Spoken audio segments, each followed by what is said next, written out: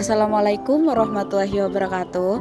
Perkenalkan, saya Aisyah dari kelas 3D4EA dengan NRP 21226027.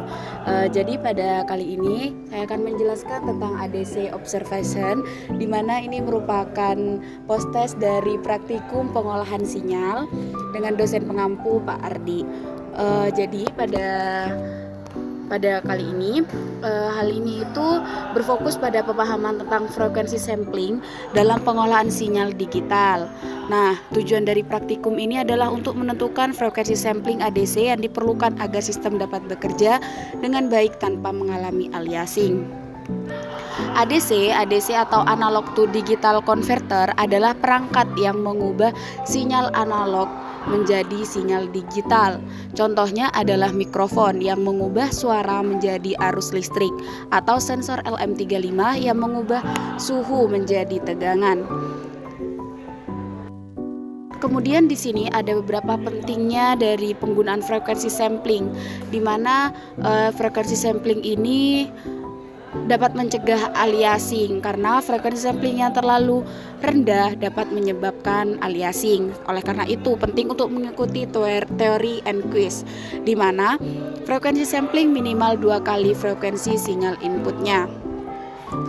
Di sini terdapat diagram sistem ADC dan anti aliasingnya, di mana di sini itu ada beberapa komponen. Yang pertama itu ada sensor dan pengkondisi sinyal. Di sini itu mengubah dari informasi fisik. Misalnya kalau tadi ada suhu itu menjadi kalau suhu tadi itu menjadi tegangan, seperti itu. Kemudian yang kedua di sini ada filter LPF atau low pass filter. Di sini itu berfungsi sebagai anti aliasing untuk menghilangkan frekuensi tinggi yang tidak diperlukan sebelum sinyal masuk ke ADC.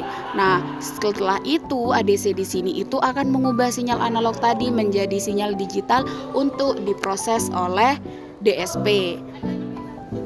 Kemudian setelah itu pada praktikum ini menggunakan beberapa bahan. Yang pertama yaitu PC dengan software CCS atau Code Composer Studio, kemudian DSP Starter Kit atau di sini kita menggunakan DSK 6416. Kemudian di sini menggunakan osiloskop dan function generator. Kemudian untuk prosedur praktikumnya sendiri, CCS di sini kita membuat proyek bernama ADC. Setelah itu kita modifikasi program untuk membaca dan menulis sinyal pada ADC atau DAC-nya. Kemudian menggunakan function generator untuk sinyal input sinusoidal. Setelah itu kita menghubungkan osiloskop untuk memantau outputnya. Dan yang terakhir yaitu mengubah konstanta frekuensi sampling pada subrutin DSK 6416. I23 set frekuensi, di mana di sini kita mengeset frekuensinya berubah-berubah ya, untuk melihat perubahan yang terjadi.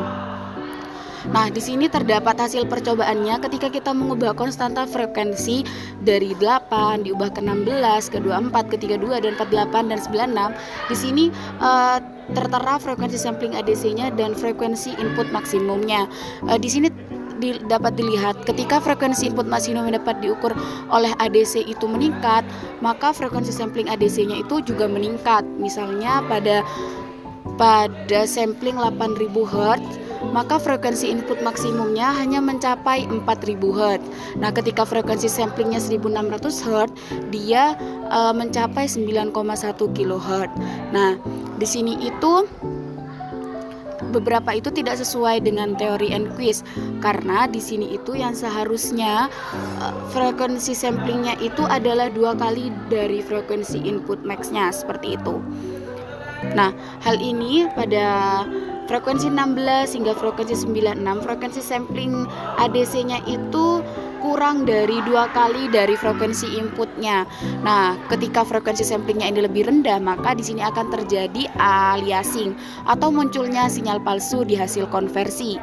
Nah, percobaan ini kita menggunakan IC codec TLV320H23 ya, yang dimana di sini menerapkan LPF sebagai filter anti aliasing sehingga membatasi frekuensi input yang masuk ke ADC agar tidak melebihi setengah dari frekuensi sampling. Mungkin di sini bisa dilihat hasil percobaannya dari frekuensi sampling 8 kHz ketika frekuensi inputnya seperti itu, dan sebelum aliasing dan setelah aliasing. Kemudian ini pada 16 kHz, ini pada 32 kHz, sehingga dapat disimpulkan dari percobaan telah dilakukan dapat disimpulkan bahwa frekuensi sampling yang lebih tinggi memungkinkan ADC untuk menangani frekuensi input yang lebih besar tanpa mengalami aliasing sesuai dengan teori Enquist.